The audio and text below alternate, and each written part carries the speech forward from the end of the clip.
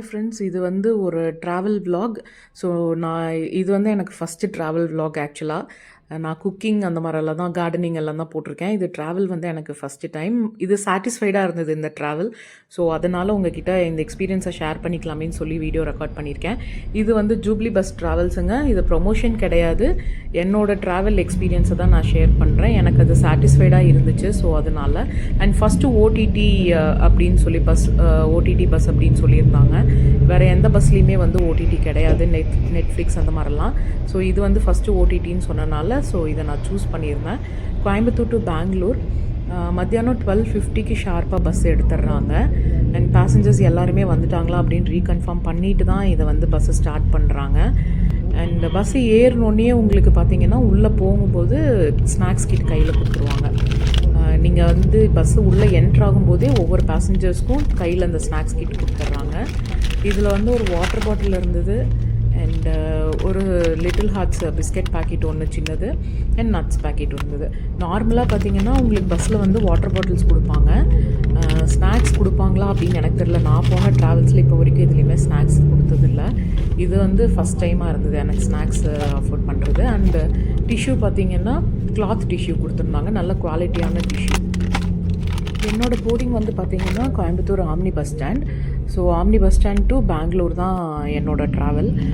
இங்கே வந்து நம்ம சீட்டில் ரைட் சைட் பார்த்திங்கன்னா இதுதான் வந்து டிவி ரிமோட் ஆக்சுவலாக. ஸோ டிவி ரிமோட் வந்து நான் நிஜமாகவே தேடிட்டு இருந்தேன், எனக்கு தெரியல. அதுக்கப்புறமா தான் பார்க்கும்போது இதுதான் டிவி ரிமோட்டு. அதுலேயே வந்து நம்ம ஆக்சஸ் பண்ணிக்கலாம். அண்ட் நம்மளுக்கு செப்பரேட் ஹெட்ஃபோன் கூட இருக்கும். டபுள் சீட்டில் பார்த்தீங்கன்னா டாப்பில் இருக்கும் மேலே ரிமோட்டு. அதை நான் பிக்சர் அட்டாச் பண்ணியிருக்கேன் பாருங்கள்.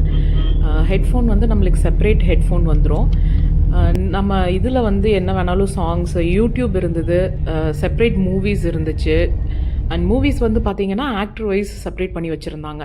நீங்கள் அந்த ஸ்விட்ச் ஆன் பண்ணதுமே உங்களுக்கு ஸ்க்ரீன் ஆன் ஆயிரும். ஸோ ஃபஸ்ட்டு எடுத்தோடனே வந்து ஜூப்ளி ட்ராவல்ஸோட அந்த ஆட்ஸு இதெல்லாமே வந்தது. அதுக்கப்புறமா அதில் சென்டர் பட்டன் ஒன்று இருக்கும். அந்த ரிமோட் இதில் பார்த்தீங்கன்னா சென்டர் பட்டன் ஒன்று இருக்கும். அதை கிளிக் பண்ணோம்னா நம்மளுக்கு டைரெக்டாக அந்த ஹோம் பேஜ்க்குள்ளே போயிடும். ஸோ அந்த ஹோம் பேஜில் வந்து ஃபஸ்ட்டு சினிமா, மூவிஸ் இருந்தது. கிட்ஸ் கூட ட்ராவல் பண்ணுறீங்க, கிட்ஸை கூட்டிகிட்டு போகிறீங்கன்னா உங்களுக்கு வந்து பெஸ்ட்டு பஸ் இது தான் ஆக்சுவலாக. ஸோ நீங்கள் வந்து கார்ட்டூன்ஸ் அதில் இருக்குது, யூடியூப் இருக்குது, கார்ட்டூன்ஸ் இருக்குது, எல்லாமே இருக்குது. ஸோ நீங்கள் கிட்ஸ் கூட போகிறீங்க அப்படின்னா தாராளமாக நீங்கள் இந்த பஸ்ஸை வந்து பெங்களூர் வரைக்கும் நீங்கள் எந்த ஒரு டிஸ்டர்பன்ஸ் இல்லாமல் கிட்ஸை வந்து தாராளமாக ட்ராவலிங் கூட்டிகிட்டு போகலாம். ஆஸ் யூஷுவல் வந்து சார்ஜர் பாயிண்ட்டு, அதுக்கப்புறம் ரீடிங் லைட் இருந்துச்சு. ஏசி வந்து நல்ல கூலிங் இருந்ததுங்க. ஏசி வந்து ஸ்டார்டிங் டு எண்ட் வரைக்குமே அந்த சில்னஸ் இருந்துகிட்டே இருந்தது. டபுள் இதில் பார்த்தீங்கன்னா, டபுள் சீட்டில் பார்த்தீங்கன்னா சென்டரில் வந்து பார்ட்டிஷன் இருந்தது. அது இப்போ நிறையா பஸ்ஸஸில் கொடுக்குறாங்க ஆல்மோஸ்ட்டு. ஸோ நடுவில் வந்து பார்ட்டிஷன் அண்ட் செப்பரேட் ஸ்க்ரீன் இருந்தது. அண்ட் டிவியுமே பார்த்தீங்கன்னா செப்பரேட் டிவி. அந்த டபுள் சீட்டில் வந்து 2 டிவி இருக்குது, 2 ஸ்க்ரீன் இருக்குது, செப்பரேட் ஹெட்ஃபோன்ஸ் இருக்குது. ஸோ இது ஆன் பண்ணதுமே ஹோம் பேஜில் வந்து மேலே நிறைய ஆப்ஷன்ஸ் இருக்குது. அது நீங்கள் அந்த ரிமோட்டில் வந்து எல்லாமே ஆக்சஸ் பண்ணிக்கலாம். அண்ட் இது மூவிஸ் வந்து பார்த்திங்கன்னா லாங்குவேஜ் வைஸ் கொடுத்துருந்தாங்க. அதுலேயே மென்ஷன் பண்ணியிருக்காங்க, தமிழ், இங்கிலீஷ், மலையாளம், கன்னடம் எல்லாமே இருக்குது. அண்டு ஆக்டர் வைஸ் எல்லாமே பிரித்து வச்சுருந்தாங்க. நம்மளுக்கு இது பார்க்குறதுக்கு கம்ஃபர்டபுளாக இருக்கும். லைக் உங்களுக்கு எந்த ஃபேவரட் ஹீரோவோ அதை நீங்கள் பார்த்துக்கலாம்.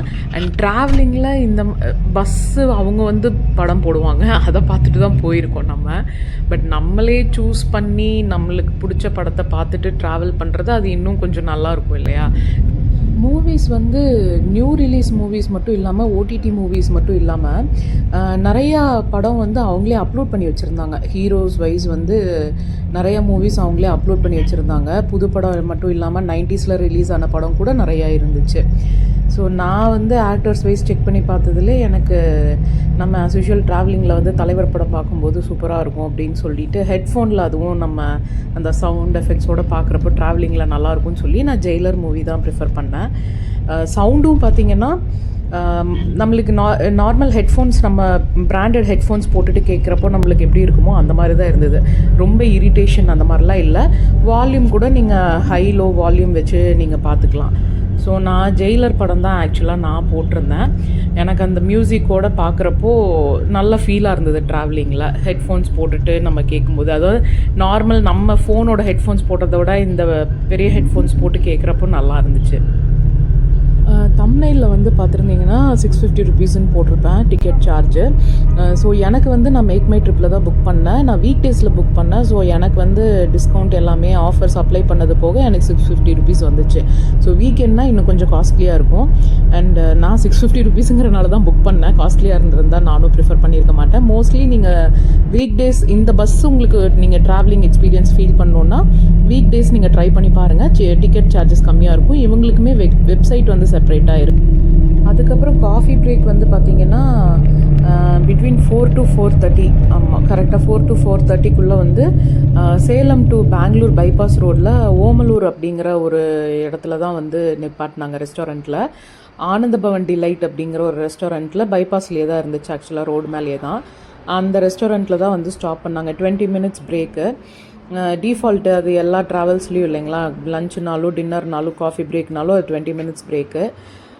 நாங்கள் போனப்போ வந்து ரஷ் இல்லைங்க ஹோட்டலில், ஏன்னா வேறு எந்த ட்ராவல்ஸுமே அங்கே இல்லை, அதனால ரஷ் இல்லை.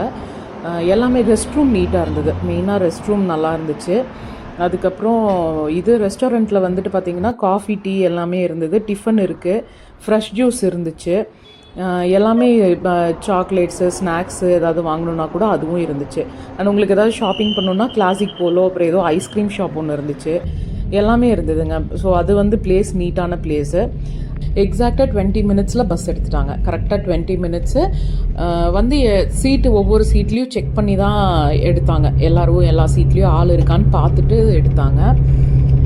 அதுக்கப்புறம் பார்த்திங்கன்னா ஈவினிங் எனக்கு யூஸ்வலாகவே எனக்கு நிறைய பேருக்கு எப்படின்னு தெரில, இது பாதி பேருக்கு இருக்குமா இருக்கும். ட்ராவலிங்கில் வந்து சைட் வியூ பார்த்துட்டு போகிறது நிறையா பேருக்கு பிடிக்கும். அதுலேயும் சைட் வியூ பார்த்துட்டு சாங்ஸ் கேட்டுட்டு போகிறதுல நிறையா பேர் இருப்பாங்க ஹெட்ஃபோன் போட்டுட்டு. ஸோ அந்த கேட்டகரி தான் நானும். எனக்கு ட்ராவலிங்கில் வந்து சைட் வியூ பார்த்துட்டு பாட்டு கேட்டுட்டு போகிறதுனா ரொம்ப பிடிக்கும். ஸோ இங்கேயுமே வந்து அந்த ஆப்ஷன் இருந்தது. நீங்கள் யூடியூப்பில் கூட ராஜா சார், இளையராஜா சார் பாட்டோ இல்லை ஏஆர் ரஹ்மான் சார் பாட்டோ போட்டுட்டு கூட ஹெட்ஃபோன்ஸில் நீங்கள் நல்லா ட்ராவலிங், சோலோ ட்ராவல், தனியாக ட்ராவல் பண்ணுறீங்கன்னா இது எல்லாமே நீங்கள் ஃபீல் பண்ணலாம். அதுக்கப்புறம் கரெக்டாக நான் வந்து பார்த்திங்கன்னா என்னோடய ட்ராப் பாயிண்ட்டு வந்து 7:15 அந்த மாதிரி நான் கரெக்டாக ரீச் ஆகிட்டேன். அதாவது நான் இறங்கின பிளேஸ் வந்து பார்த்திங்கன்னா அட்டிப்பள்ளி. ஸோ அங்கே வந்து 17 நினைக்கிறேன், 7:20 அந்த மாதிரிலாம் வந்து அங்கே ட்ராப் பண்ணிட்டாங்க. ஸோ என்னோடய ட்ராப்பிங் அட்டிப்பள்ளி டோல் கேட் போட்டிருந்தேன். அண்ட் கொஞ்சம் முன்னாடி நிறுத்துறீங்களான்னு ரெக்வஸ்ட் பண்ணதுக்கு அவங்க அங்கேயே நிறுத்திட்டாங்க. ஸோ ரொம்ப பொலைட்டாக தான் இருந்தாங்க. மெயினாக அதை சொல்லி ஆகணுங்க, அவங்க ஸ்டாஃப் வந்து ரொம்ப பொலைட்டாக தான் நடந்துக்கிட்டாங்க. ஏன்னா எங்களுக்கு வந்து இன்னொரு ட்ராவல்ஸில் பர்சனல் எக்ஸ்பீரியன்ஸ் இருக்குது. சேம் இதே நாங்கள் பெங்களூர் ட்ராவல் பண்ணும்போது லக்கேஜ் வந்து நாங்கள் கீழே வைக்கணும் அப்படின்னு சொன்னப்போ அவங்க அந்த போர்டிங் பாயிண்ட் வந்து கரெக்டாக நிறுத்தலை. அங்கே டிராஃபிக்காக இருக்குது, நீங்கள் சுற்றி வாங்க, ரோடு கிராஸ் பண்ணி வாங்க. அன்றைக்கி எங்களுக்கு லக்கேஜஸ் வேறு இருந்தது. ஸோ நாங்கள் அது ரொம்ப கஷ்டப்பட்டோம். அந்த லக்கேஜ் எடுத்துகிட்டு நாங்கள் அங்கேயும் அலைஞ்சு கோயம்புத்தூரே தான் போர்டிங் பாயிண்ட்டு. அதுவும் அந்த ஸ்டாஃப் வந்து பயங்கர ரூடாக இருந்தாங்க. லக்கேஜை கூட வைக்க தெரியாதா, இது கூட நாங்கள் சொல்லி தரணுமா உங்களுக்கு அப்படின்னு அந்த நாள் பேசினான். ஸோ நாங்கள் இமீடியட்டாக அதை கம்ப்ளைண்ட் பண்ணிட்டோம். பட் அதுக்கு அவங்க எந்த ஆக்ஷனும் எடுக்க கிடையாது. நான் ரேட்டிங் போய் பார்த்தா ரொம்ப மோசமான ரேட்டிங் தான் போட்டிருந்தாங்க. ஏன்னா பஸ்ஸு நம்ம ஏறும்போதே வந்து ஸ்டாஃப்ஸ் கொஞ்சம் பொலைட்டாக பேசினாங்கன்னா தான் நம்மளுக்கு அந்த ட்ராவல் பண்ணுற ஒரு ஃபீலே வரும். நம்ம ட்ராவல்ஸே நல்லா இருந்தாலும் அவங்க நல்லாவே மெயின்டைன் பண்ணியிருந்தாலுமே, என்ன நேமோட பிராண்டு அது இருந்தாலுமே, நம்ம ட்ராவல் பண்ணுற அந்த டைமில் நம்ம ஏறும்போது அவங்க ஏதாவது ரூடாக பேசிட்டாங்கன்னு வைங்களேன், அந்த மொத்த ட்ராவல் எக்ஸ்பீரியன்ஸுமே நம்மளுக்கு வந்து வேர்ஸ்ட்டாக தான் இருக்கும். இதில் வந்து மைனஸ் அப்படின்னு பார்த்தீங்கன்னா ஒன்று தான், உங்களுக்கு லக்கேஜ் ஸ்டாண்ட் வந்து இருக்காது. அதில் லக்கேஜ் வைக்கிறதுக்கான ஸ்டாண்ட் இல்லை. எனக்கு வந்து பார்த்திங்கன்னா ஒரு ஷோல்டர் பேக்கும் ஒரு ஹேண்ட் பேக்கும் தான் நான் எடுத்திருந்தேன். ஸோ நான் ஏறும்போதே அந்த அண்ணா கேட்டார், உள்ளே உங்களுக்கு வைக்க முடியல, கம்ஃபர்டபுளாக இல்லைன்னா நீங்கள் லக்கேஜில் வச்சுக்கலாமா, ஒன்றும் ப்ராப்ளம் இல்லைனாரு. இல்லை எனக்கு நான் மேனேஜ் பண்ணிக்குவேன், ஒன்றும் பிரச்சனை இல்லை அப்படின்னு சொல்லிட்டு நான் என்னோடய சீட்டுக்கே அதை எடுத்துகிட்டு வந்துட்டேன். ஸோ அந்த லக்கேஜ் ஸ்டாண்டு கிடையாது, அது ஒன்று தான் வந்து பெரிய மைனஸ். அது ஏன் அவங்க வைக்கலன்னு எனக்கு தெரியல. மற்றபடி எனக்கு வந்து இது ஓவரால் எக்ஸ்பீரியன்ஸ் வந்து ஜூப்ளி ட்ராவல்ஸ் என்னோட பர்சனல் எக்ஸ்பீரியன்ஸ் வந்து பார்த்திங்கன்னா எனக்கு நல்லா தான் இருந்தது. மற்ற ட்ராவல்ஸ் நான் இப்போ வரைக்கும் போனதில் எனக்கு இந்த ட்ராவல்ஸ் வந்து சூப்பர் எக்ஸ்பீரியன்ஸாக இருந்தது. I am very much satisfied. Thank you.